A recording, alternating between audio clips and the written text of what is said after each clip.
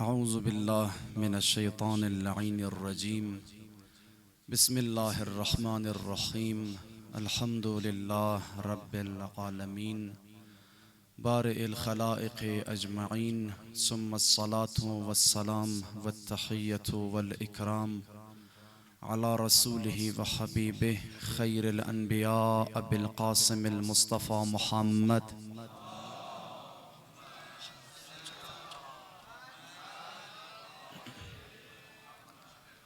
وعلى آله الأئمة المعصومين الغر الميامين سيما بقية الله في الأراضين، روحي وأرواح العالمين لتراب مقدمه الفداء. أما بعد، قال الله تبارك وتعالى في فرقانه المجيد وقوله الحق وهو أصدق الصادقين: بسم الله الرحمن الرحيم ولا تفسدوا في الأرض بعد إصلاحها. دیشب در خدمت شما عرض شد که یکی از راه‌های مقابله قد فساد در من جامعه مضبوط کردن تعلیمات و قوانین دین در من جامعه است. و نکته ای که دیشب ما درباره‌اش زیاد صحبت کردیم ای بود که در من دین اجازت ندیم کس بدعت ایجاد کنه، اجازت ندیم کس شریعت را منیشی کم و زیاد کنه، شریعت را رد و بدل کنه.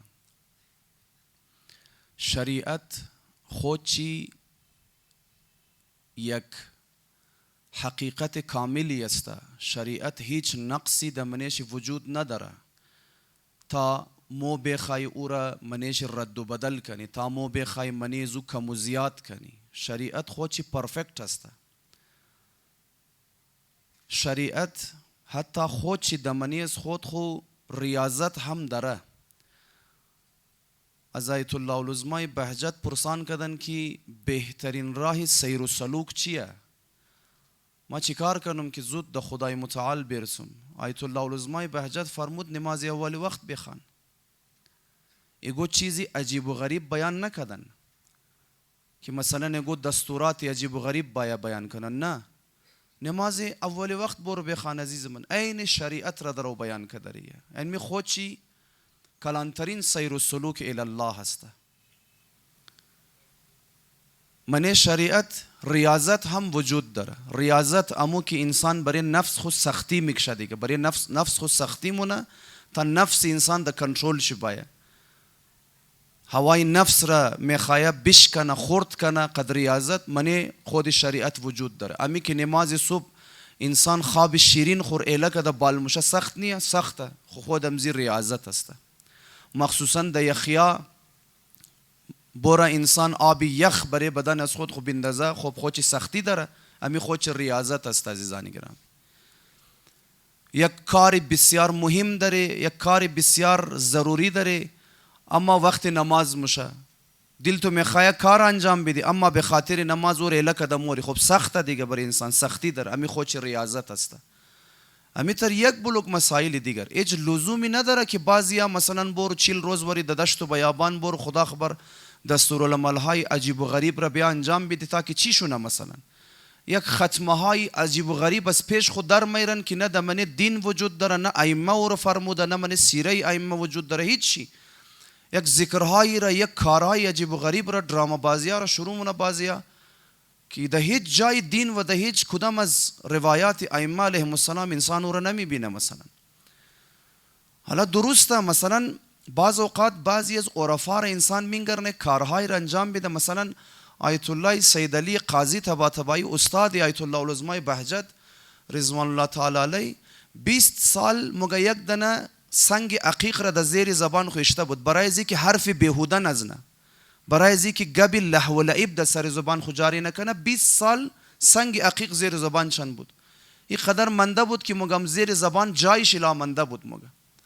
خب حالا از سر صبح من برم میکار کنم برای از من است؟ نه عزیز من، این فقط برای خود چی بودک. هیچ وقت آیت الله قاضی طباطبایی مردم را توصیه نکرد که شما میکار بوری کنید. چرا؟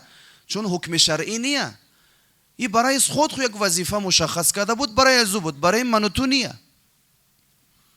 آن درسته ما مثلا فرض کو یگو کس کستا برای از خود خو یک سزایی مثلا یک تنبیه برای از خود خو جور مونه. مثلا نماز صبح ما مگه اگر قضا شد، ما نماز صبح که از انسان قضا شد، وظیفه انسان چیه که زباد بوره چیکار کنه؟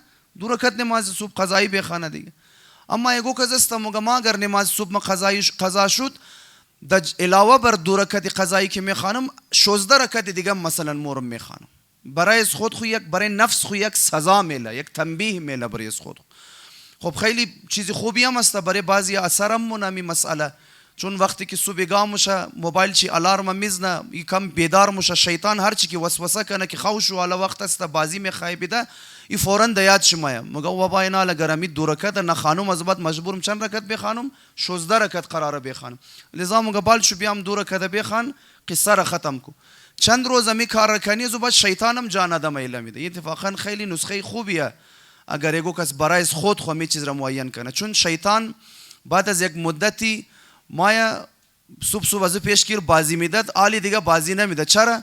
مگه ما خو هدف ما ای است که از خدا دور کنم دیگه. ما هدف از ما میه که قد خدا گپ نزنه، نماز نخوانه.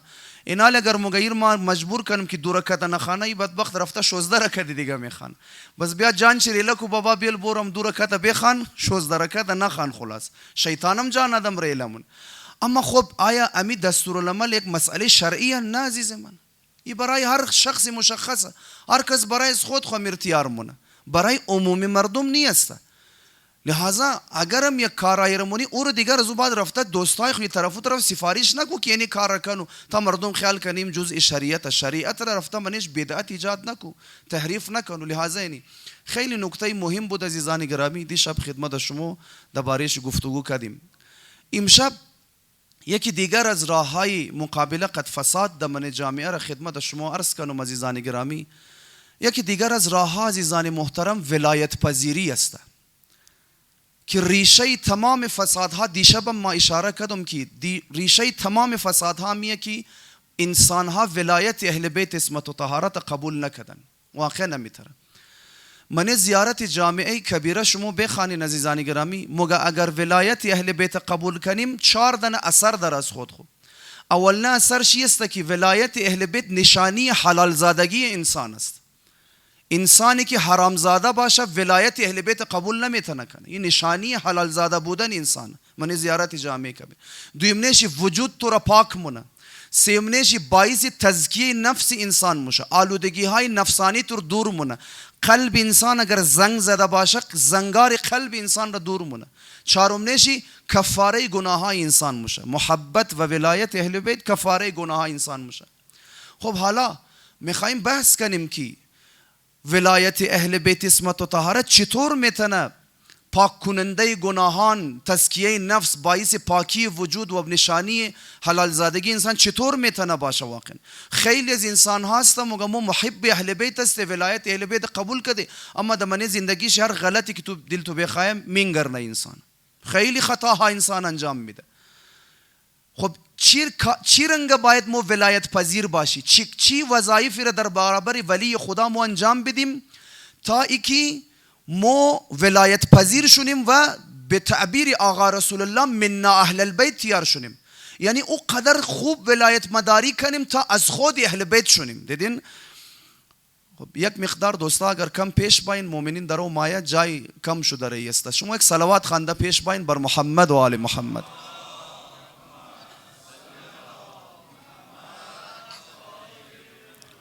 برای سلامتی آقا امام زمان با آواز بلند صلوات. اللهم صل علی محمد و آل محمد و عجل فرجهم.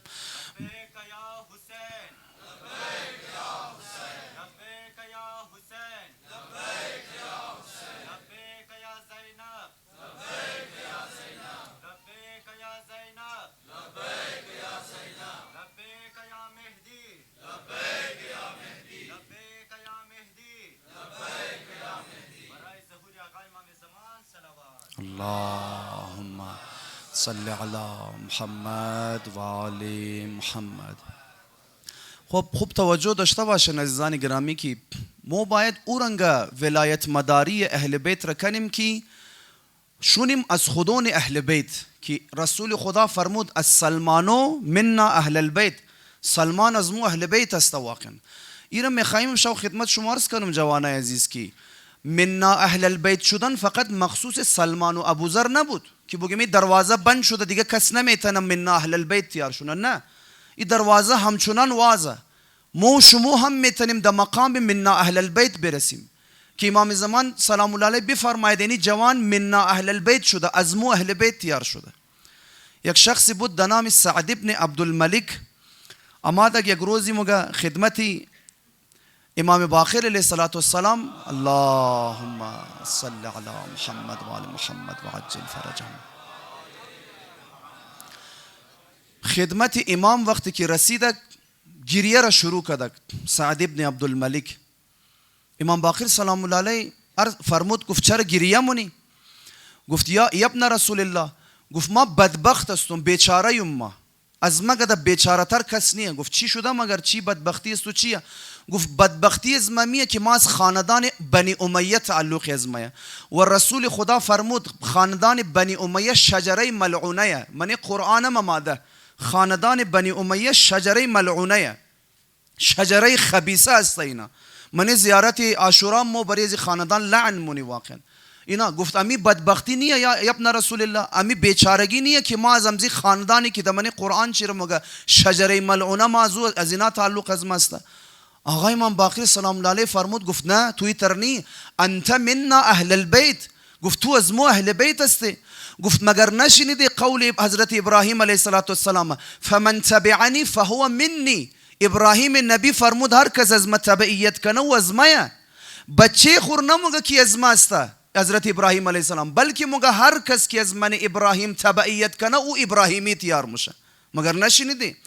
درباره بچه حضرت نو در من قرآن است مگه انه لیس من اهلک، مگه بچه است تو درسته بچه توی اما چون درباره خطی استونیه و از اهل استونیه. مگه ببینید بعضیا از نسل پیغمبرای اما در مقام من اهل البیت نمیرسه، اما بعضیا اصلا بیگانه قد اهل بیت اما اهل بیت اونار در مقام من اهل البیت میرسندن. واقعا زنی حضرت لوط و حضرت نور شما نگاه کن، خداوند متعال گفت اینا نی از اهل شما.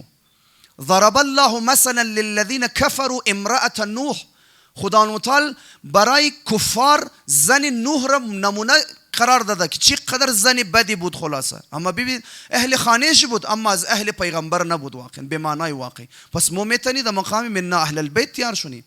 عیسی ابن عبدالله قمی یکی دیگر از اصحاب امام صادق علیه السلام بودک اللهم صل علی محمد و آل محمد و عجل فرجهم. یک روزی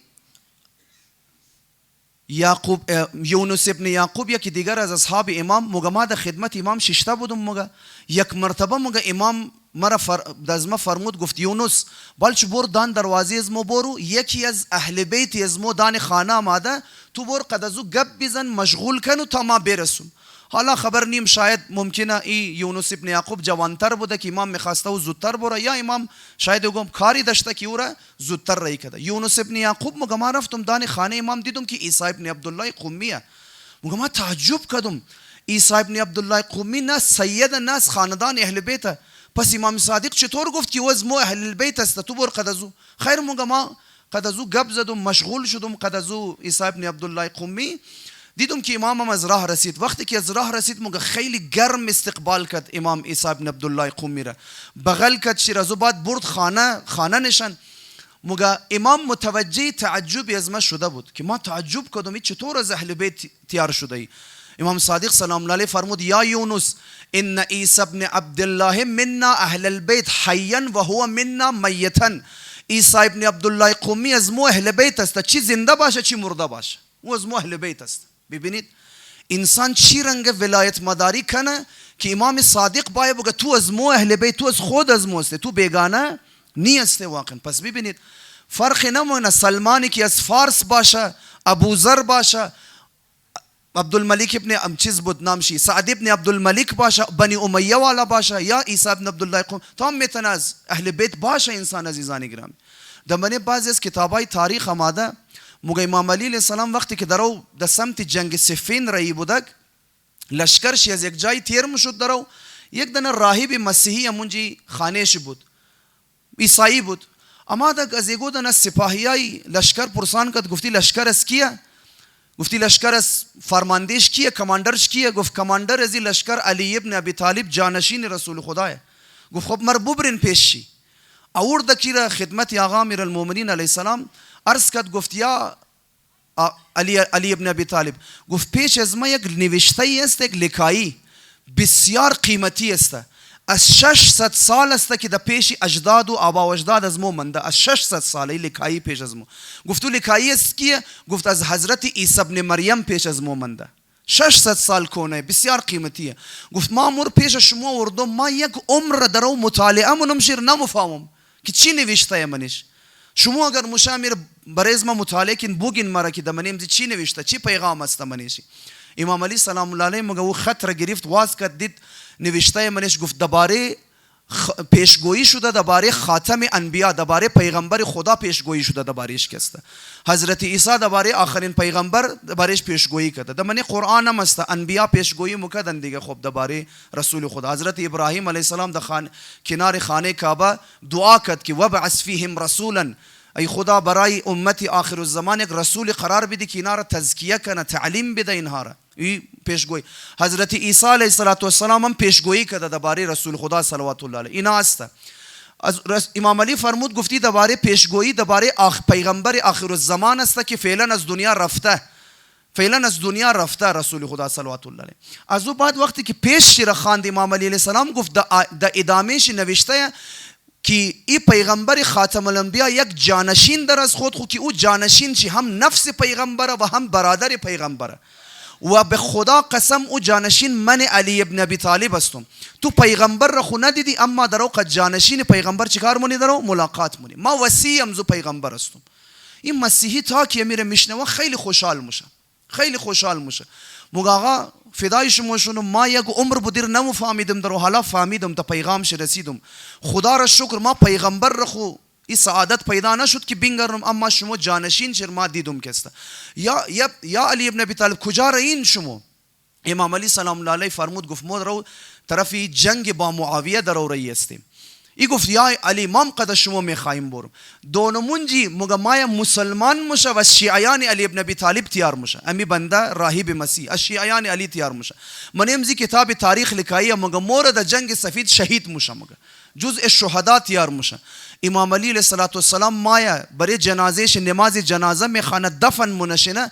از او بعد قد لشکر خو خطاب مونه، ای کسانی که مگه بر جنازه از این مرد صالح و عبد صالح خدا نماز خواندین، بدانین که ای از مو اهل بیت بودک، بدانین که ای از مو اهل بیت بود. ببینید از کجا آمد، در کجا سفر کرد و آمد جزئی از اهل بیت اسمت و طهارت تیار شد عزیزانی. پس ببینید مقام من اهل البیت بند نشده دروازش. امیالم شما میتونین قد ولایت مداری، قد تبعیت از ولی خدا میتونین شما در مقامی من اهل البیت برسین عزیزانی گرامی. خب میخوایم توخ کنیم که عزیزانی گرامی چی رنگ باید ما ولایت مداری کنیم تا که این ولایت مداری از ما دمن جامعه فساد را کم کنه.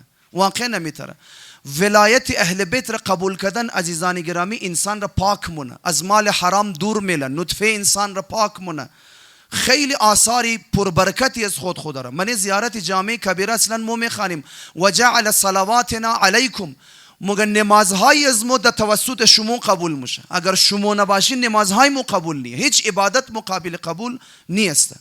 عزیزان گرامی این سعادت و این فوز را فقط تشیع داره که قائل است که در هر زمان یک امام معصوم وجود داره، هیچ زمانی خالی از معصوم نیست. هر زمان خدا یک ولی معصوم از خود در روی زمین داره عزیز. این سعادت را واقعا تشیع داره که وصل است قد از این خاندانی که قد خداوند متعال در ارتباط است عزیزان گرامی. خب عزیزان محترم، ما در مقابل ولایت ولی خدا و در مقابل امام معصوم 8 دنه وظیفه داریم.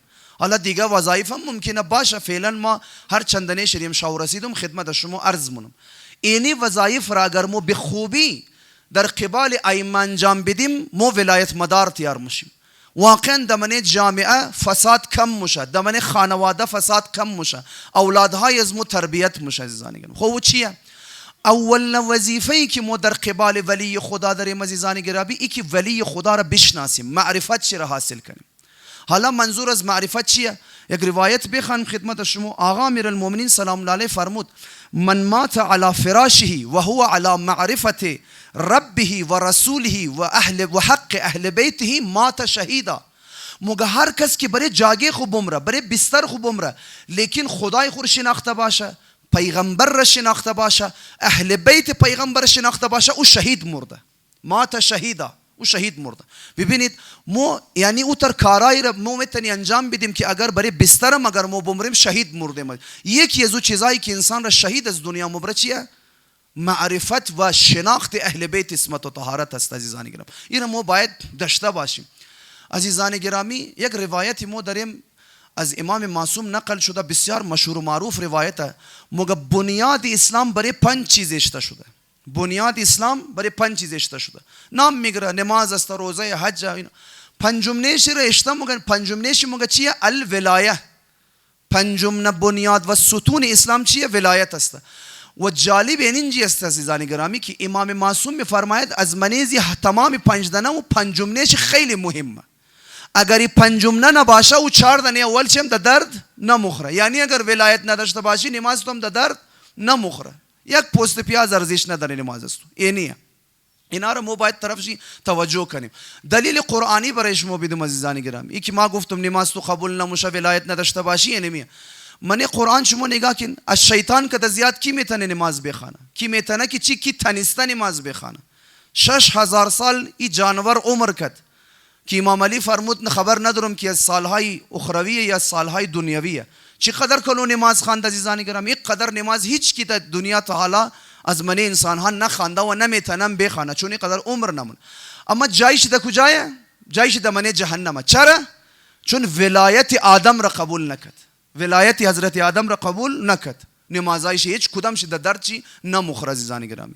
ای که دمنه قرآن شما میگرنین که خدا متعال ابلیس را مگه بیا آدم را سجده کنو، این از این معنی نیه نعوذ بالله که مو خیال کنی که درو مور مگه که بر روی بری آدم سجده کنو و بگی سبحان ربی الآدم و بحمده نعوذ بالله. نه، ای که مگه اسجدوا لآدم یعنی مگه اتبعوا آدم، یعنی از آدم تبعیت کن و ولایت و سرپرستی آدم را قبول کن. یعنی آدم اگر گفت بیشی بیشی، اگر گفت استشو اینی رنگ مگه آدم را تبعیت کنو. اینی است عزیزان گرامی. ولایت قبول کنو، سرپرستی را قبول کنو. دمنه آیات قرآن است مگه حضرت یوسف وقتی که خو دید امات خو خور قد حضرت یعقوب نقل مونه. ای پدر مگه ما یک دانه خورشید خو دیدم، یک دانه چاند خو دیدم، 11 دانه ستاره که اینا تمش در عمر سجده مونه. شنیدین تفسیر شیره که حضرت یعقوب فرمود خورشید ماستم، چاند مادر تویه، 11 دانه ستارم برادرای تویه و تو برای تمام از مو ولایت داری. حضرت یوسف مگه برای تمام از مو تو ولایت داری. حضرت یعقوب مگه یعنی حضرت یوسف برای حضرت یعقوب هم ولایت داره. اینال فهمیدم موشه حضرت یعقوب که 40 سال گریه کرد در فراق بچه گریه نمونه درو، در فراق امام زمان خود درو گریه مونه. حضرت یعقوب در فراق ولی خدا درو گریه کردریه. گریه زنا برای یک بچه نیست عزیزان گرامی. ببینید حضرت یعقوب ولایت پدری بر حضرت یوسف داره، سر پر امو ولایت که هر بابا برای بچه خود داره. اما حضرت یوسف ولایت الهی برای حضرت یعقوب علیه السلام داره. پس حضرت یعقوب که مگه و بیعزت عینای قدر گریه کرد که چی مایشی کور شد، در فراق یک بچه معمولی نبود، در فراق امام زمان خود رو گریه کرد است عزیزان گرامی. واقعا نمیتره. پس ببینید از شیطان که زیاد کس نماز نخواند اما نمازش قبول نشد عزیزان گرامی. تمام دار و مدار در هر زمان برای ولایت است. ولایت امام زمان خور نشناسی و قبول نکنی هیچ چیز است تو قبول نموش عزیزان. هیچ چی. اصلا تمامی رزقها و برکاتی که از آسمان نازل میشه در من زمین در چینل امام معصوم است. امام معصوم نشناسی قد امام معصوم در ارتباط نباشی از اینا بهره‌مند شدن نمیتونی عزیزان گرامی. شما توخین دمزی شوها چقدر مؤمنین مایه مثلا دمنمزی مساجد مایه برای حاجت گرفته و برای برطرف شدن مشکلات از حضرت زهرا حاجت میخواین، از پیغمبر خدا حاجت میخواین، از امام علی علیه السلام حاجت میخواین، از تمامی از ائمه سلام الله علیهم اجمعین کی حاجت میخواین. تمامی از حاجت های شما باید اول در امضای امام زمان برس از بعد قبول میشه. از امام علی اگر میخوایی باید امام زمان امضا کنه. مگه یک استغاثه ما داری از قدیم الایام علمای ازمو ایرا سفارش مونه در مشکل اوقات ای استغاثه را داشته باشین، بسیار مهمه. مگه یک استغاثه مگه یا محمد یا علی یا فاطمه یا حسن یا حسین یا صاحب الزمان ادرکنی، اینی رنگ در وقت مشکل اینی رنگ استغاثه کنین. یک عالمی امام زمان علیه السلام را که قچی ملاقات کرد عرض کرد گفت یا ابن رسول الله یا امام زمان، گفت امی گریمر عربی امزی استغاثه غلطه. گفت چطور غلطه؟ گفت اوه که ما 6 نفر را در اون نامش میگری اما داخل ادرکنی که مگی یعنی از یک نفر در اون کمک میخوای، یک نفر را در اون مگی ادرکنی، در حالی که صیغه مفرده، در حالی که ما باید صیغه جمع بسته کنی بگی ادرکو، یعنی 6 نفر ما شما کمک کنین. امام زمان سلام الله علیه فرمود گفت نه گرامرش صحیحه. گفت او ادرکنی که شما میگین داخلش او ادرکنی فقط دزمه میگین، یعنی از او بزرگواران که میخواین باید ما قبول کنم تا شما برسه، باید ما امضا کنم تا واقعا نمیتره. خب حالا این الگ گپ است که امام زمان سلام الله علیه هیچ وقت گپ اجداد طاهرین خورد زمین نمیله. امام حسین سلام الله علیه اگر یک حکم کنه و بوگا فرزند خور که حاجت فلان شیعه مر پورا کنو، امام زمان سلام الله علیه میرسندن. واقعا اینا است عزیزان گرامی. لہذا تمام دار و مدار، تمامی خلاصه اعمال از و تمام رزقات کلا بخوایم بگم شما عزیزان گرامی تمام نظام عالم درو برای ولایت چلی داره عزیزان گرامی. و الا عبادات است بغیر ولایت ذره برابر ارزش نداره. و با نماز خواندم و نماز خونده که خونده در درد خود تو مخره. روزه گرفتم، روزه گرفته برای فایده خود خو یک کاری کرده، برای خدا خو احسان خو نکرده. روزه برای فایده خود تویه. امیال شما برین تو کن دمن اینترنت سرچ کن ټاپ 10 کنټریز ان کینسر، مایا تا 30 دنه ملک دنه ملک مسلمان شما نمیگرنین، تمام شی غیر اسلامی ممالک که منش زیاد کانسر است. چند سال پیش یک ژاپنی دانشمند را نوبل پرایز هم میلاو مشه. او تحقیق کرده بود که دمن اسلامی ممالک چرا کانسر کم است. تحقیق کرده بود فهمیده بود که کانسر از این خاطر نه چون دمن از ملکا مردم روزه میگیره، فاستینگ مونه. روزه باعث میشه که انسان کانسر نشونه. پیغمبر خدا فرمود صوموا تصحوا، روزه بگیرین تا سالم بمرین. عزیز من بلکه یک کاری که د فایده خود خو انجام داده برای خدام تازه منت میلی. یک کاری از بزرگواری خدای که یک کاری که د فایده خود تو برای زو بلکه د خدا تو درو ثواب ده داره است.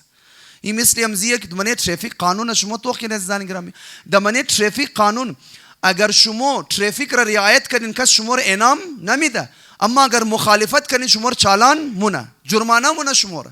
اما ترافیک پلیس خدا فرق مونه. خدا نوتال ترافیک پلیس قرار داده مگه هر کس که دبره جاده و روड یزما ما سیت بیلت بستکت ده هر کیلومتر یعنی کس پیسه بدیشر. عجیب واقع نظام خدا متعال اینی قدر قانون فالو کد شر بگر پیسه بدیشر. اگر مخالفتم کد یک دفعه چی حساب کو، اگر رعایت کد دا برابر حساب کو، اگر مخالفت کد یک دفعه حساب کو. دیدین من روایت است مگه اگر نیکی کدی خدا دا برابر حساب مونه، مخالفت و گناه کدی یک برابر قد است حساب نه. واقعا ببینید عجب حساب کتابای خدا داره. خدا متعال دنبال بهانه‌ای که چی رنگ بنده های خور ببخشه. شبای قدر از راه میرسه مگه تمام شو بخشیدم. مای محرم از راه میرسه یک قطره اشک مگه بریز برای حسین ابن علی تمام گناهای تو بخشیدم. عرفه از راه میرسه مگه بخشیدم شما رو. فاطمیه از راه با وجود از این حساب کتابا دیگه واقعا اگر یک انسانی در جهنم بره دیگه خیلی بی‌ورزه آدمه، دیگه خیلی آدمی وحشیه که بازم در جهنم بره. این قدر که خدا. پس ببینید عزیزان گرامی ولایت قبول نداشته باشید که مردم متاسفانه مسئله ولایت را شوخی خیال کردن مسخره. خیلی امیم روزم دمن عالم صبح تا شو نماز میخوانه درو یک رکعت نماز درو قبول نمیشه. صبح تا شو نماز میخوانه اما چرا؟ چون ولایت آقا امیرالمومنین قبول نداره، چون ولایت اولاد علی را قبول نداره، چون امام زمان نمیشناسه رو یک رکعت نماز قبول نه. ولایت شر چون قبول نداره خاموش شد رفت. قرآن درو گفته ری عزیز من قرآن بخوانین شما. بابا ایگو کس ما اعتراض منه خب حاجی آقا برای خدا خو عقیده داره. خب عزیز من عقیده داشته باشه قرآن مگر نخوانده. من قرآن بخوان شیطان مگر برای خدا عقیده داشت یا نداشت؟ شیطان خدا را قبول داره، اتفاقا وحدانیت خدا را هم قبول داره، توحید را قبول داره. شیطان مشرک هم نیه شیطان. خب حاجی آقا او معاد را هم قبول داره. خب عزیز من داشته باشه مگر شیطان معاد را قبول نداشت قیامت را؟ بله قبول داشت که خدا را مگه مرتا روز قیامت مهلت بدی دیگه قبول داره دیگه. پس عجب انسان نماز بخوانه، توحید داشته باشه، معاد را قبول داشته باشه، اما بازم یک رکعت نماز قبول نداشته باشه. مثل همزی وهابی ها عزیزان گرامی، خدا را قبول داره، قیامت قبول، اما یک رکعت نمازشان قابل قبول نیست. چرا؟ چون ولایت را قبول نمون عزیزان گرامی داره، ولایت قبول نیست. به درد نمخور عزیز من. لحاظا اولین وظیفه از ما است که معرفت و شناختی امام معصوم را داشته باشیم. خیلیا جورج جرداق مسیحی امام علی علیه السلام را برایش کتاب لیکایمونه، بهترین کتاب لیکایمونه، خوش داره امام علی را. نهج البلاغه را 200 دفعه از اول تا آخرش میخوانه بندی خود، اما امام علی علیه السلام را به عنوان امام قبول نداره، فایده ای نداره. ابن ابی الحدید معتزلی ما درباره نهج البلاغه شرح لیکایمونه، تشریح منشره، خیلی حب علی علیه السلام را داره، اما در جای تشریح نهج البلاغه مو زهر از خود خورمیند، از عقاید باطل خورمیند، از امام علی معصوم نمیدانه، امام علی امام قبول نداره، فایده ای نداره. و محبت تو عزیز من، صبحی صالح شرح لقاینه برای نهج البلاغه، اما امامت امام علی قبول نداره. خیلی از شعرای برادران اهل سنت برای امام علی شعر لکایمونه، اما امامت شعر قبول نداره. چی فایده داره عزیز من؟ اینا فایده ای نداره. این اول وظیفه از ماست که در قبال اهل بیت معرفت شره. از امام صادق علیه السلام اللهم صل علی محمد و آل محمد. یک کسی سوال کرد، گفت معرفت امام یعنی چی؟ شناخت امام یعنی چی؟ امام سلام الله علیه فرمود اما ابتدایی ترین معرفت امام یعنی که مورا امام بدانین، مورا ولی خو بدانین، مورا سرپرستی از خودون خو بدانین، حقی از مورا بدانین، خبر شون. اینی اولین استپ معرفت امام عزیزان گرامی. از او بعد حالا تابورین مطالعه کنین که حقیقت امامت چیه، امامت چی رول داره در من دنیا. اینا بال بحثای مشده، کتابای مفصل درباره امامت نوشته شده که عجیب و غریب مطالب درباره جی بیان میشه. او تر مطالب بعض اوقات بیان میشه که عموم مردم نمیتونه اصلا هضم کنه اونا. این قدر مقام امامت بلنده. متاسفانه برای از ما بیان نشده تا حالا تا بفهمیم امامت واقعا یعنی چی. دویمنه وظیفه از ما عزیزان گرامی در قبال ولی خدا محبت و مودت اهل بیت اسمت و طهارت. مو وظیفه داره اهل بیت حق برگردن از ما داره که ما محبت و مودت از اونها داشته باش. که پیغمبرم شنیدین من آیه شریفه میگه قل لا اسالکم علیه اجرا الا المودت فی القربى. عزیزان گرامی محبت قد مودت فرق مونه. محبت یک خوش داشتن قلبیه که فقط در درون قلب انسان است، دیده نمیشه. اما مودت او خوش داشتن را میگه که خودخور نشان میده، ظاهر مونه خود از خودخوره. عزیز گرامی تو اگر شیعه هستی تو باید مودت اهل بیت داشته باشی، محبت اهل بیت را همه داره. تازه عرض کردم اهل سنت هم یک بلوک محبت اهل بیت داره، اما یگو فایده ای نداره. تو اگر شیعه تو باید مودت اهل بیت داشته باشی. مودت اهل بیت یعنی چی؟ یعنی ما تمام زندگی تو باید محبت اهل بیت را بینگرنم، دیده شونه، آثارش دیده شونه.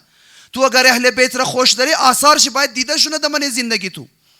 دمنه بچه کلان کدوی تو، دمنه خانداری کدوی تو، دمنه دکانداری کدوی تو، دمنه سیاست تو، دمنه تعلیم تو، دمنه همسایداری، در تمام جای و لباس پوشیدن تو، در گپ زدن تو، در هر حرکات و سکنات تو باید محبت اهل بیت دیده شونه. اینی رو مگه مودت خودخور نشان میده عزیزان گرامی، واقعا نمیترسته.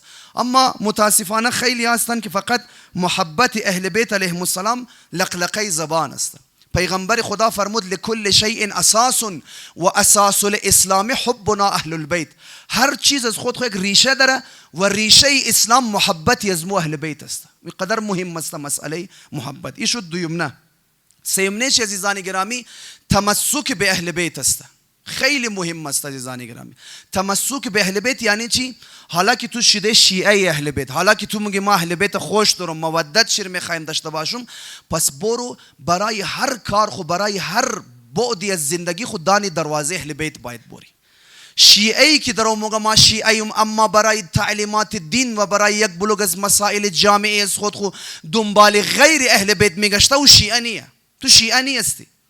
تو اگر شیعه باید در تعلیمات دین را از دروازه اهل بیت باید بوری بگیری. پیغمبر خدا فرمود در من روایتی من تمسک، روایت شربی خان، من تمسک بإترتی من بعدی کان من الفائزین. پیغمبر خدا فرمود هر کس بعد از ما قد اهل بیت از ما تمسکت اونو از فائزین است، اونو فوز یافته، سعادتمند شده. یعنی عزیزانی گرامی اعتقادات خور ما باید برم از امام صادق بگیرم، اخلاق خور باید ما از اهل بیت باید برم بگیرم، فقه و احکام خور باید از اونا بگیرم. تو نباید دان دروازه مالک ابن انس و محمد ابن حنفیه باید بوری عزیزانی گرامی. تو نباید در از اونا بوری، فقه خور از اونا نگر. فقه از تو باید جعفری باشه، چون تو دعویدار یزی که ما شیعه اهل بیت هستم. اعتقادات خو باید اونزو بوری بگیری عزیز من. نرو دنبالی کس و ناکسی دیگه غیر کی از اونا بوری فقه خود خور یا احکام یا اعتقادات خور. بعض اوقات دمنه فیسبوک منگرنی بعضیا احادیث را نقل من از برادران اهل سنت توقین مو اینجی گبی خدا نخواسته تعصب نیست، گبی تعصب نیه. اما وقتی تو شیعه اهل بیتی که این قدر غنی یک مکتب داره که در هر بعد زندگی است تو هزارها روایت از اهل بیت، تو اونا رشته رفته از دیگر میگیری که اونا تازم سند چیم معلوم نیست. عزیزان گرامی بعضی از خود علمای اهل سنت اعتراف منمگامی دو دانه معتبر کتابی اهل سنت صحیح بخاری و صحیح مسلم صحیحین منی از اینا فقط یک دیسابی 1500 یا 2000 دیات منده علمی قدرش مگه صحیح سند حدیثای دیگه دیسابی چل چند لاکھ ها حدیثای دیگه که است مگه تامشن سندهایشن معلوم اجنیه. خدانی علمای اهل سنت مگه تو هم ده بس دمنه فیسبوک درو خوب لکاییه مثلا حدیث کوٹ من اول خو رفرنس نداره بس دویم برای امام علی نامش لکای رضی الله مثلا. تو چی رنگ شیعی که امام علی رضی الله موگی کسته؟ عجیب و غریب آدمی تو. این رنگ حدیثار چرا کوٹ منی تو؟ تازه حدیثی که از شیعه رم کوٹ منی باید رفرنس داشته باشه.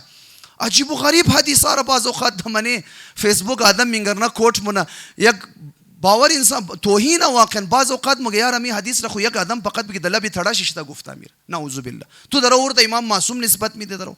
برو عزیز من سند داره، کتاب داره، اصول کافی داره، تو کتاب بهار الانوار است، کتابی از آقای رئی شهری کتاب شی از ذهن میں بدر شد نام که منتخب الاثری آقای صافی گلپایگای هزارها کتاب مدر اعلی نامای شرما برش مو ذکر کن.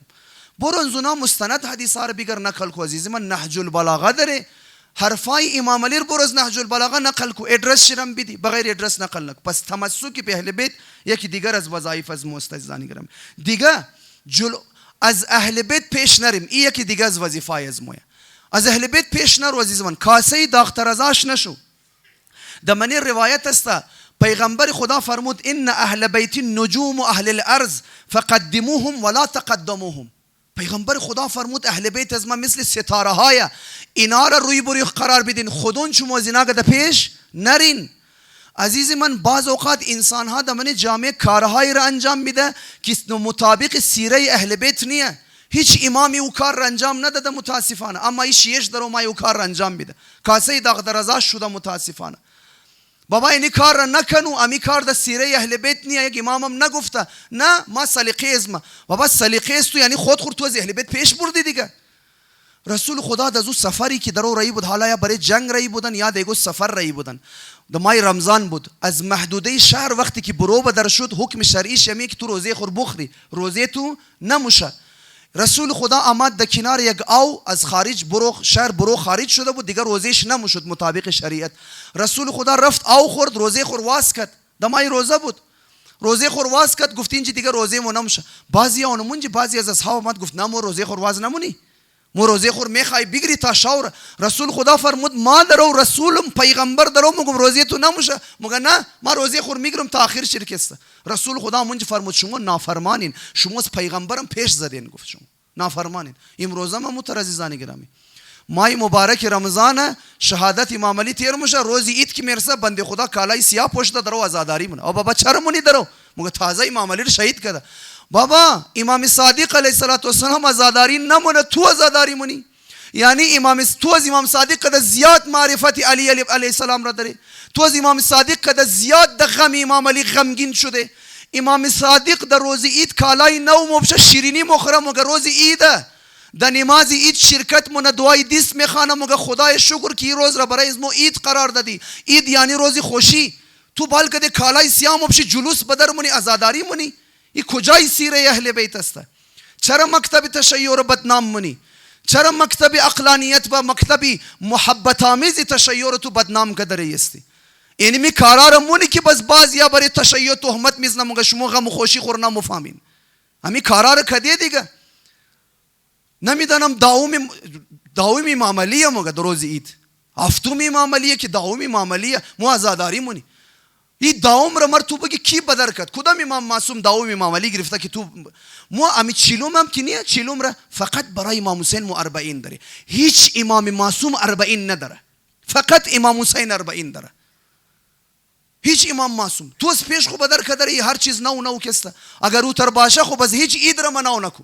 د عید قربانم تازه دیروز مسلم ابن عقیل را شهید کرده، بس تو نگر دیگه عید قربان را. عید غدیرم مناو نکو، تازه امام هادی شهید شده. فلانه عید را مناو نکو، فلانه امام تازه شهید شده. هیچ خوشی مناو نکو، تام سال گریه کنو. از کجا در آورده اینا را؟ کدام امام معصوم می کارا را کرده؟ پیش نرو، از امام معصوم کاسه داختر ازاش نشو. خواهر گرامی، برادر محترم، یک نکته دیگرم من اینجا عرض کردم خدمت شما عزیزان گرامی. متاسفانه بعض اوقات تو عرض کردم کارایی را مؤمنی که نه یک امام معصوم کرده، نه حتی از اهل بیت پیغمبر هم کارا را نکرده. همین زنهایی که در راه جلوس ما استموشه، متاسفانه هر سال یک، متاسفانه هر چی گفته شونه کس گوش، اما ما بعضا موگی خواهر گرامی مخصوصا مادرای گرامی که اگر است گوش کنه هر جایی که میرسه، باید ما تو که ما پیروان مکتب اهل بیت هستیم، ما مطابق دلیل باید پیش بریم. ما گفتیم ما تابع شریعت هستیم. عزیزان گرامی، خواهر گرامی، مر تو بگی بنابر کدام دلیل درو درای جلوس شما مور نستموشید. بعضی از خواهرها ممکنه بگه که یک از دلیل هایشی که ما درای جلوس استموشی تا چیکار کنی؟ حاجت خور بگیری. ها مورد درای جلوس استموشی تا که حاجت خور بگیری. مادر گرامی درسته، چلو برو فرض کو درای جلوس که است حاجت هم انسان را میده، خدا اگو جای مشخص برای حاجت بیان نکده. مثلا حالا تو درای جلوس ممکنه مثلا حاجت خورم مثلا بوری بگیری، اما مادر گرامی ما درای جلوس است شده حاجت خواستن را برایش اگو قول نداری، در حالی که من مجلس شرکت کده حاجت گرفتن را ما بسیار قولا برش داری.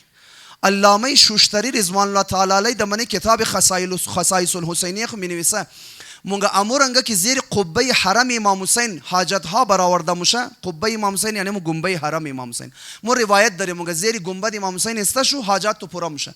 علامه شوشتری فرمود مجالس امام حسین علیه السلام مثل ازیه که تو در زیر قبه حرم امام حسین چشتی. امورنگا که اونجی حاجت پورا موشه، امورنگا در من مجلس حاجت شروع موشه. مادر گرامی برو در من مجلس بشی حاجت تو پورا موشه. من مجلس بشی حاجت پورا موشه.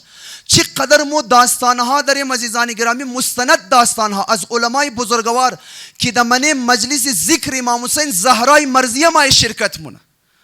زهرای مرضیه در مسجد ششتم مجلس گوش مونه، تو در روڈ چسته شده. اگر تو یک قدر دنبال حاجت و دنبال احترام اهل بیتی، خب بیا برو قد مادر امام حسین ششته پرسه بدی یک جای در من مجلس در لب روڈ چی کار مونی تو؟ حضرت زهرا و حضرت زینب در من مجلس ششته، اونجا ذکر مصیبت امام حسین در او شده رਹੀه، اونجا برو بیش گریه کنو، خدا حاجت تور میده. عزیز من حاجت در من مسجد پیدا موشه، ملاو موشه، قبه امام حسین است، اونجا برو حاجت خور بگیر. در لب روڈ چی کار مونی؟ یک نکته. دویم دیگه ما خبر ندارم که کدام دلیل مر بایر دلیل چی بیده، بنابر کدام دلیل در لب روڈ استموشین. آیا برای ازی استموشین که خدا خبر جلوس را تماشا کنین؟ جلوس کی تماشا نداره عزیز من. مگه حضرت زینب هم استه شده در لب روڈ. بابا زینب کبرا را مجبور کرده در لب روڈ آورده بود. زینب را خو از دشمنا چادر سرش کشیده بود، چهرهشان را برهنه کرده بود، در روڈ را آورده بود. تو را کی مجبور کرده؟ تو را کی مجبور کرده؟ تو هم آماده سر برهنه زینب را تماشا کنی؟ تو هم آماده سر بریده حسین را برای نیزه تماشا کنی؟ تو شامی تیار شده؟ در اون نقش اهل شام را بازی مونی. خواهر گرامی مادر محترم حضرت زینب را مجبور کرده در بازارای شام گشتندن. تو را کی مجبور کرده مربوگی؟ زینب کبرا در من مجالس تفسیر مگه. زینب کبرا سلام الله علیها جایش بله روڈانیه. اگر تو تابع زینب کبرای جای استون در بله روڈانی است. ختم شد رفت. تازه بلترش درو گناه مونی. مادر گرامی بدن برهنه یک مرد نامحرم را نگاه مونی، هی درو گناه کدری. به خدا قسم قد در حالتی که گناه مونی خدا حاجت تر پورا نمونه. خدا حاجت تر پورا نمونه. این مثل ازیه که نعوذ بالله یک آدم درو شراب بخوره از خدا دعا بخواه خدای حاجت ما پورا کو. حاجت پورا میشه؟ نه. تو هم درو به طرف بدن برهنه یک جوان یک مرد نامحرم نگاه مونی، گناه مونی و درو از خدا میخوای حاجت. به خدا قسم حاجت تو پورا نموشه. مادر گرامی هم برای خود تو گناه، هم برای زو جوانها گناه موشه. بعض اوقات وضعیت حجابم روست نیست در لوای روড که بعضی از خواهرها استا موشه. چرا موری استا موشی؟ بعضی از جوانها چیم چی طرف استو مفته گناه موشه برای زو. آزاداری زورم زار مونی، ثواب آزاداری ازوم از بین مور. عزیز من، هر رنگه که انسان حساب مونه امی کار شما قد عقل انسان و قد شریعت و قد سیره اهل بیت درو جور در نمایه، فیتش نمایه درو. خوب کار نیست خواهر گرامی، مادر گرامی، تو را خدا امی کار را نکنو. امی کار باعث آبروریزی است، امی کار باعث گناه موشه درو. قلب امام زمان آتش میگیره اگر تو در لبی روড بای امی ترسته شونه. به خدا قسم عرض کردم حاجت میخوای بیا مجلس بهترین جای حاجت است. امام صادق علیه السلام فرمود یک وقتی ابو هارون مکفوف در خانهش روزه خواند، امام صادق مجلس گرفته بود، پرده زده بود، زنا یک طرف مردا یک طرف ششته بود. ابو هارون مکفوف روزه خواند، امام صادق چنان گریه کرد مگه زمین زیر پایش خیس شده بود، تر شده بود. وقتی که مگه مجلس را ختم کرد، ابو هارون را گفت ای ابو هارون به خدا قسم یک فوجی از ملائکه اینجا میمات و یک فوج دیگه شما رفت. مجلس امام حسین ایننگه جایه، ملائکه اینجا درو نازل شده ره. خواهر گرامی تو کجا درو گشتری لبی روড؟ انشاءالله که خواهرها و مادرها این مسائل را رعایت کنه، احتیاط کنه. صلوات بخوانید بر محمد و آل.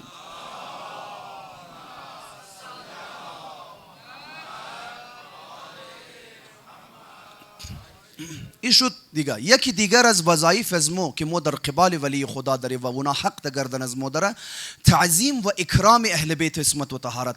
احترام از اونا رو باید مو رعایت کنیم عزیزان گرامی. اینیه دمنی روایت است مگه لله عز وجل فی بلاده خمس حرم، مگه خداوند متعال در روی زمین 5 چیز را حرمت داده، برایش احترام قائل شده. اولش حرمت رسول الله، حرمت خود رسول خدا، و حرمت آل رسول الله، و حرمت کتاب الله عز وجل، و حرمت کعبه الله، و حرمت المؤمن. 5 چیز را خدا در روی زمین حرمت داده. خود رسول خدا حرمت داره، اهل بیت پیغمبر حرمت داره، کتاب خدا، خانه کعبه و مؤمن. ببینید مؤمن آبرویش چقدر مهمه که خدا آبروی مؤمن را در کنار اینزی چیزا درو قرار داره. خیلی مهم است. ایننا حرمت داره. اهل بیت عصمت و طهارت و ولی خدا و امام معصوم حرمت داره در من جامعه عزیزان گرامی. حرمت زنار باید نگه داره یک انسان عزیزان گرامی. اینیه. اما متاسفانه در من جامعه از ما شما باید توخین درباره جامعه خود صحبت مونیم. قدیما خوب بود تا آخر سفر را مردم گانا لا گوش نمیکرد. حالا گانا گوش کردن غیر از محرم و سفرم موسیقی حرام است، فقط در محرم و سفر نی. اما خانه امزو بعضی کسا آباد که حداقل احترام محرم و سفر را رعایت مونه. ما یاد مویه تا آخر محرم تا آخر ماه سفر را هیچ کس نه در خانه خود در من گاڑی گانا گوش نمیکرد، واقعا گانا گوش نمیکرد. اما امروز شما باید توخین متاسفانه از من بعضی از خانه ها و از من بعضی از گاڑیا در روড که تیر موشی آوازی گانا مایه. کجا شد حرمت آل رسول خدا؟ کجا شد حرمت اهل بیت عصمت و طهارت؟ دمنی کویتا علما نام شنم در بعضی جایا دمزی روزا عروسیا گرفته میشه. دزما رسیده خبر مستندم است. عروسیها گرفته میشه عزیزان گرامی. تو چرا خوشحالی مونی؟ خیال مونن که محرم تا 13 محرم است. عزیز من اگر قرار باشه فقط شهادت امام حسین بگیری، خب فقط روز عاشورا زاداری کوزبات بر خواو شو دیگه. امام عاشورا فقط یک روز بود دیگه، در روز دیگه شنم آزاداری نکو. اما چرا حرمت اهل بیت عصمت و طهارت چرا رعایت نموشه؟ متاسفانه تا 13 را میگره مگه دیگه محرم ختم شد رفت. عروسی میگرن که پارتی میگرن که چکره که فلانه یا که فیشن کدویا. زمانه قدیم زنها تا 2 ماه محرم و سفر کالای نو نموبشید، تلا د دستای خو نموکدن. زنها در زمانه قدیم کالای نو نموبشیدن در ماه محرم، کالای نو کوک نموکدن. اما امروز شما باید توخین محرم را فیشن تیار کردن. متاسفانه محرم حرمت رسول خدا و حرمت اهل بیت عصمت و طهارت کجا رفت عزیزان گرامی؟ چرا ما رعایت نمونی؟ یک که تا 2 ماه محرم چرا این کار را ما میگم؟ چون سنت امامای معصومه. درباره امام کاظم فرمود تا 2 ماه محرم و سفر را کس لبخند چهره امام کاظم نمیدید. این قدر آزاداری میکردن. یک. دوم حرمت و احترام اهل بیت را ما میتونی مثلا قد نامهای اهل بیت عصمت و طهارت داشتن برای بچهای خوینار. اما متاسفانه امروز بعضی از روشن فکرایی که علیکار دشمنن یا گمراه هستن ماین درو مگه چرا مگه نامی عربا را نام برای بچهای خو میلی؟ ائمه را درو مگه عرب مگه چرا نام عربا را؟ توخکین متاسفانه زیر باری تبلیغات یزی دشمنان نرین متاسفانه تا د جوگیرشون این بگین که موخ عزرای موخ عرب نی، چرا نام عربا را بریزون؟ آقا امام حسین سلام الله علیه یک عرب نیه، یک موجود جهانی است، ولی خدایه. اصلا امام ائمه ازمو تمام شی بورین سیره اهل بیت شما نگاه کن دمنی زندگیش در یک جای از زندگی از اونا شما عرب بودن از اونا را احساس نمونین عزیزان گرامی. اورنگای زندگی کردنی بزرگوارا بورین نامهای از اونا را بینین برای اولادهای خو ای اکرام و تعظیم اهل بیت اسمت و طهارت است. امیرنگا عزیزان گرامی روایات از اونا را احادیث از اونا را انسان داشته باشه دمنی زندگی خو اینا اکرام و تعظیم اهل بیت اسمت و طهارت است. چهار آخر یک دیگر شنم خدمت شما عرض کنم عزیزان احیای اوامر اهل بیت اسمت و طهارت. تعلیمات زنار دمنی جامعه زنده بیلیم عزیزان گرامی. رحم الله من احیا امرنا. امام رضا فرمود خدا رحمت کنه او شخصی را که تعلیمات از مر زنده اشته دمنی جامعه. واقعا نمیترست. یکی از چیزایی که تعلیمات اهل بیت زنده میلین می مجالس است. امام رضا برای تمام شما در دعا منه خدا رحمت کنه تمام شما را که امر اهل بیت ازی آمادین دمنی مجلس شرکت نین معارف اهل بیت را گوش منین و زنده اشتین. اگر شما نین خب مجلس هم نموشه دیگه. ما تمام ما گرده هم میشتیم جمع میشیم معارف اهل بیت را میخوانیم گوش منیم. امام رضا برای تمام شما در دعا منه. هر کس که دمنی مجلس آماده شرکت منه امام رضا در برای امزو دعا کدریه. خدا رحمت کنه پدر و مادر شما را. اللهم صل على محمد و محمد و عجل فرجه. اینا زنده اشتنی امر اهل بیت و تعلیمات اهل بیت دمنی خانواده های خو عزیزان گرامی هفته یک دفعه گو مجلس بیلین، هفته یک دفعه گو مجلس خود خانواده بیلین، پدر خانواده یک دو دن حدیث بخانه، نهج البلاغه واس کنین، نهج البلاغه بخانین خد بچهای خو. امر اهل بیت زنده موشه، تعلیمات اهل بیت زنده موشه. امام رضا فرمود اگر تعلیمات از مر برای مردم بیان کنین این قدر خوبصورته که مردم جذب موشه عزیزان گرامی. ای آخرین شرم البته امیرنگا یک روایت های دیگه مستمو ترکی عرض کردم در شروع مجلس که امورنگا که مو من اهل البیت داری امورنگا مو تر روایت هم داری که مگه لیس من اهل البیت بعضی از مو اهل بیت نیه. مثلا چی روایت مگه لیس منا من خان مؤمنا هر کس که در حق یک مؤمن خیانت کنه او از مو اهل بیت نیست، از مو اهل بیت نیه. باز روایت داری مگر لیس منا من غش مسلما هر کس که دمنی گو معامله ایگو مسلمان را بازی بیده دوکه بیده او از مو اهل بیت نیست عزیزان. ببینید از این رنگ روایت ها مو خیلی زیاد داری که مگر کسی یعنی کارار کنه از مو اهل بیت نیست عزیزان گرامی. آخر نره عرض کنم عزیزان گرامی زحمت شما تمام. یکی دیگر از وظایف از مو ای است که ما ذکر مصیبت اهل بیت اسمت و طهارت را هم زنده باید بیلیم عزیزان گرامی. نه فقط دمای محرم و سفر بلکه در طول سال چقدر مو شهادت های ائمه داریم حداقل برای یک روز برای هر امام علیه السلام باید مو عزاداری کنیم عزیزان گرامی. فقط مای محرم و سفر نباشه در طول سال. این عرض کردم نشانی ولایت مداری از مو. هر کس محبت اهل بیت و ولایت از نار قبول داره هر امام معصوم را حداقل مو یک روز را برای شما عزاداری مون عزیزان گرامی. کس نگه امام معصوم فرمود اگر در یک محفلی چند نفر جمع شونه و ذکر مصیبت امام حسین خوانده شونه خدا گناه تمام از اونها رو میبخشه. این معنی روایت از ماست. خدا گناه تمام از اونها رو میبخشه. کس نگه که بابا این همه سال نه. ببینید تا طول سال خوب تمام روز خونیه. چند ما 14 دانه معصوم داریم عزیزان گرامی. یک دانه از معصومی میگم که حی است عزیزان گرامی. برای زو معصوم خو هر صبح جمعه باید ما گریه کنیم برای امام زمان علیه السلام دمن دعای ندبه. اما برای دیگه معصومین سلام الله علیه مجمعین سالی یک دفعه یک محرم و سفر دو ماه دیگهش خو یک روز است. بیا عزاداری کو عزیزان نگی که پورا سال من قرآن شما ببینید داستانی امزو دخترایی را که زنده به گور مکد آماده قرآن روزه خوانده و اذا الموعوده سئلت بأی ذنب قتلت. دخترایی را که زنده به گور مکد مگفت اینا را چرا شما که است زنده به گور مونین کدام جرم اینا را قتل کردین روزه میخوانه. و قتل اصحاب الاخدود یک قومی را یک کسایی را زنده زنده دمانی چند دخته آتش میزد اونار در میداد قرآن روزه زونار خوانده. ازوله قرآن خواندن هر روز مگر مستحب نیه. شما هر روز درو دمنی قرآن میخوانی و من قرآن می روزه ها خوانده موش عزیزانی. پس نگین بس بگیزی بعد قرآن هم نخوانی چون منش روزه نه عزیزانی گرم. داستان گریه حضرت یعقوب دمنی قرآن بیان میشه تکرار شده رایی است. اینا که مصیبت هایی که قرآن درو ذکر کدریه ذکر مصیبت اهل بیت را مو باید دمنه زندگی های خود داشته باشیم عزیزان گرامی. روزه ها و مجالس خانگی داشته باشیم، خانه های خود مزین کنیم و نورانی که و پربرکت کنیم که ذکر اهل بیت عصمت و طهارت. عزیزان گرامی بریم همسفر شدیم قد اسرای کربلا، قد اهل بیت عصمت و طهارت. عرض کردیم عزیزان گرامی اهل بیت عصمت و طهارت اسرای کربلا در این روزا در سفر است عزیزان گرامی. کسانی که خود شیعه میگرن، نام شیعه را برای خویشتن، اما در این روزا اگر مراسم خوشحالی برگزار مونن در زنا پیغام برسندن که زینب در اسارت، در زنا پیغام برسندن که شامیا هم در گرد زینب جمع شده، ڈول میزنن، گانا میخوانن، ناچ مونن درو.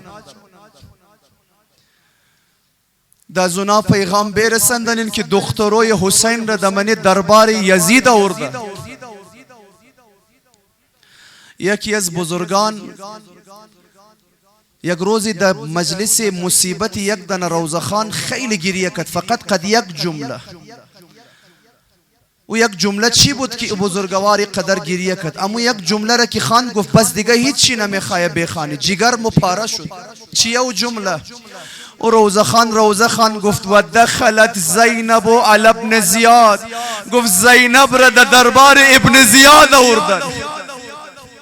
اینمی خود چی کوئی مصیبت، کجا زینب کجا محفل شراب، کجا زینب کجا محفل ابن زیاد. اینمی خود چی مصیبتی عظما است عزیزان گرامی. الله اکبر. چی گذشته باشد منیزی دربارها برای اهل بیت عصمت و طهارت. امان از دل زینب، امان از دل امام سجاد، بر غیرت امام سجاد چی گذشته باشد. امام سجاد دمن بازار شام سهل ساعدی وقتی که آمد خدمت امام را گفت چی خدمتی برای شما میتونم کنم؟ یکی از چیزایی که امام از سهل ساعدی خواست چی بود؟ گفت برو می نیزدارهایی که سرهای بریده را داره اینا را بگی از محملها دور شونه، بس در اهل شام مردهای نامحرم بیبی‌ها را تماشا منه. اینقدر این زنها را نگاه نکنه، اینا حرم رسول الله، نامحرم ها درو تماشا منه اینا را درو. الله اکبر. اما امشب میخوایم یک خوابی که حضرت سکینه تعبیر منه را برای شما عرض کنم. مگه حضرت سکینه بنت الحسین در دربار یزید استشد گفته یزید دیشب یک خوابی دیدم، اجازه دست خواب خور برای تو بیان کنم. یزید راضی شد خواب را گوش کنه. گفت دیشب خواب دیدم که یک نوری از آسمان در زمین باز شده و ما قد از اون نور به طرف آسمان عروج کردم. گفت دمن یک باغی درو میخوایم انتر شنم، داخل شنم. 5 دنه شخصیتم قد از ما دمن باغ داخل مشه، اما خادم باغ و خادم از او قصر که قد از ما بود از فرشته ها، ما از او سوال کردم این شخصیت ها کیه؟ مگه او عرض کرد اولنش آدم ابوالبشر، دویمنش نوح نبیه، سیمنش ابراهیم، چهارمنش موسی. بس گفتی پنجمنش کیه؟ که دستای خور از بر ریش ها گرفته، های های درو گریه مونه، غم و حزن و تمام وجود چرا فرا گرفته. گفته ای سکینه مگر ایر نمیشناسی؟ ای جد رسول الله درو گریه مونه، اینا برای ملاقات با حسین رئی درو.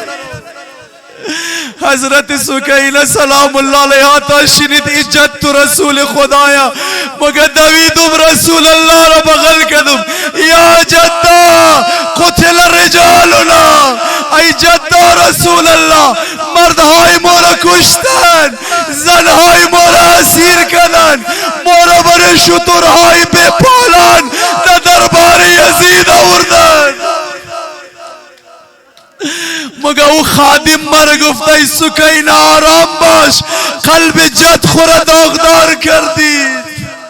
مگه بعد دستای مرا گرفته درون قصر برد. وقتی داخل قصر رفتیم دیدیم 5 تن زن استاده دور یک زن را گرفتن. گفتم این زنهای نورانی کیه که تمام وجودشان از نور است؟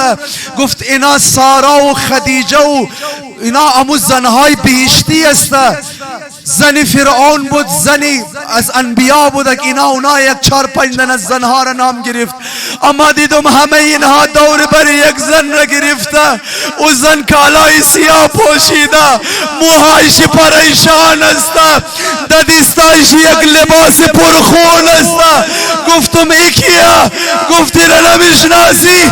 این مادر بزرگ تو فاطمه زهرایه. وای گریه من ندارم. تا شنید مادر رفتم در بغل مادر. مادر جان، مادر جان کربلا کجا بودین؟ مادر جان حسین بابای مرا شهید کردن. زهرای مرزیه مگه یک مرتبه صدا زد ای سکینه خاموش باش، دیگه گریه نکو، قلب مرا سوزاندی. مگه دیدم کرته پرخون پدرم حسین در دستای مادرم زهرا بود. دستای خور زهرا بلند کرد گفت این کرته را از من جدا نموشه تا در قیامت قد خدا ملاقات کنم. علامه جعفر آقای مجتهدی می فرمود دمن روز عاشورا در باطن کربلا تمام 5 تن حضور داشت. آقا رسول الله بود، آقا علی مرتضی بود، امام حسن مجتبی بود، مادر مظلوم حسین بود. یعنی در گودی قتلگاه زهرا بود.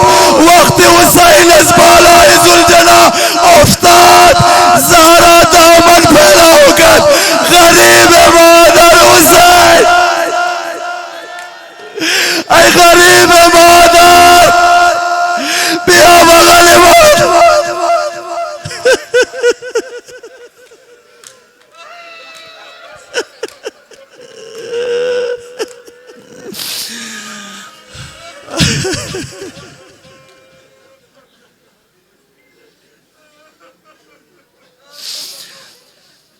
الا لعنة الله على القوم الظالمين وسيعلم الذين ظلموا أي منقلب ينقلبون. پروردگارا به حق اسرای کربلا تعجیل در فرج آقا امام زمان بفرما. خدایا به حق حضرت زهرا سلام الله علیها گناهان کبیره و صغیره همه ما را ببخش و بیامرز.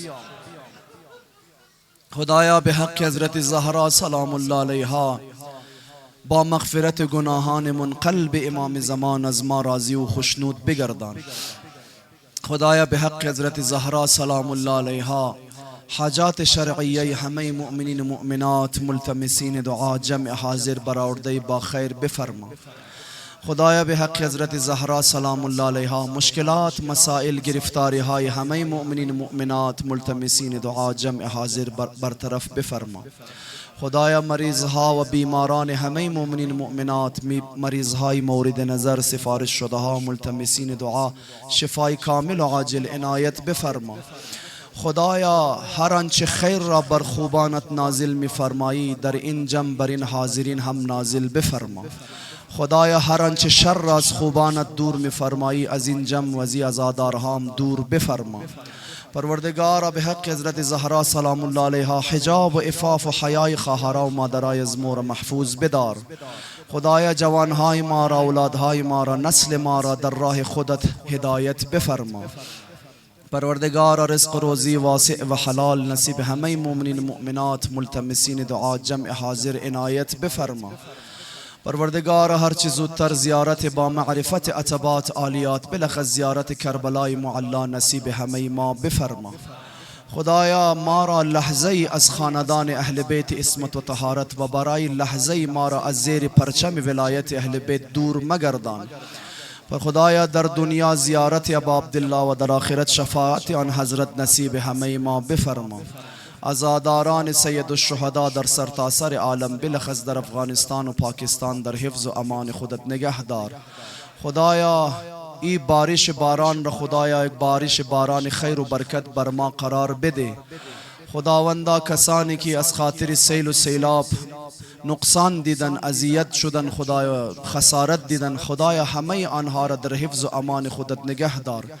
مشکلاتشان را به احسن وجه برطرف بفرما و به همه ما توفیق کمک به آنها عنایت بفرما. ربنا تقبل منا إنك أنت السميع الدعاء. إلى رواح المؤمنين والمؤمنات. رحم الله من قرأ الفاتحة مع الإخلاص والصلوات.